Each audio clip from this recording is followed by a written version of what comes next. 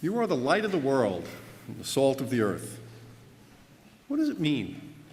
What does it mean to be the salt of the earth or the light of the world? I mean, we all know salt is a flavor enhancer. It makes our food taste good. So I think if we are to try to be the salt of the earth, what's important here is that we try to make the world we live in a better place. Actually, the dictionary definition of the phrase, to be the salt of the earth, is an individual or a group considered as representative of the best and noblest elements of society. And light, we all know, illuminates.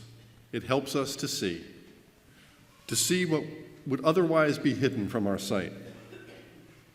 Taken together, if we are to be the salt of the earth and the light of the world, I believe that Christ is calling us here to deliberately seek to influence, to enhance the lives of all of the people we meet throughout our lives, showing them the unconditional love of Christ through how we interact with them, and to help them become more aware and knowledgeable of the good news that Christ came to share.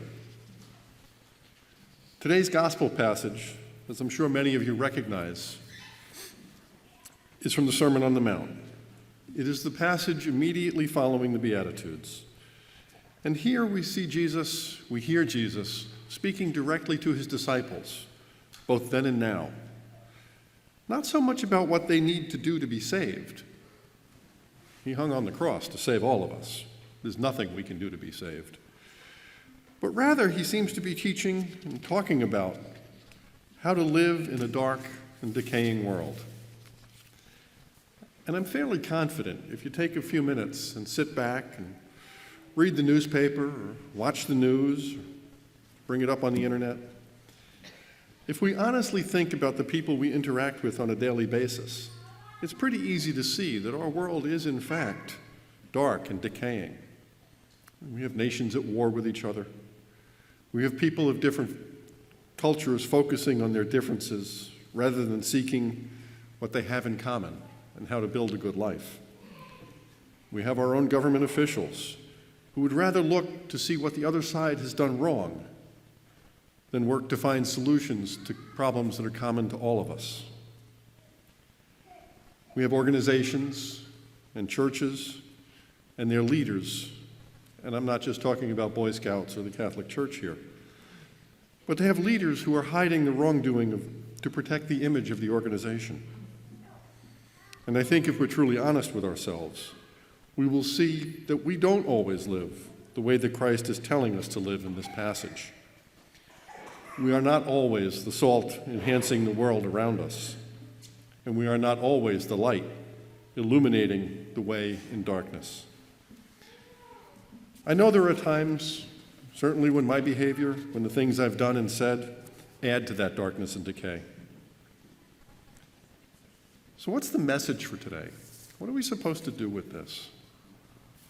Well, I think it's safe to say we all recognize that we cannot change the world, and I doubt we can even change anything about ourselves overnight. No, just like when we start anything new, any change in our lives, hopefully for the better, an exercise routine, a diet, a relationship, or as Father Joe told us a couple weeks ago, caring for our planet in new ways. Pretty much anything you can think of, we have to start small. We have to take baby steps. Baby steps that will help us to enhance the world and to see what was hidden before. If you think about it, a couple weeks ago, Father Joe talked about plastic bags. And I'd bet that most of us here today haven't given a second thought to what single-use plastic bags do to our environment. For most of us, I think, the impact on the environment was definitely hidden from our sight. But now we have to change. We have to change how we shop. We have to remember to bring something with us, to bring our groceries home. And it's a challenge. It's going to be hard. As I was thinking about this, though, the funny part about it, at least to me, was that most of us here clearly remember the days before single-use plastic bags. When I was a kid, even when I was an adult, you'd go to the store, you got paper bags. Long and the short of it is, we need to think about how we are interacting with each other and with our planet.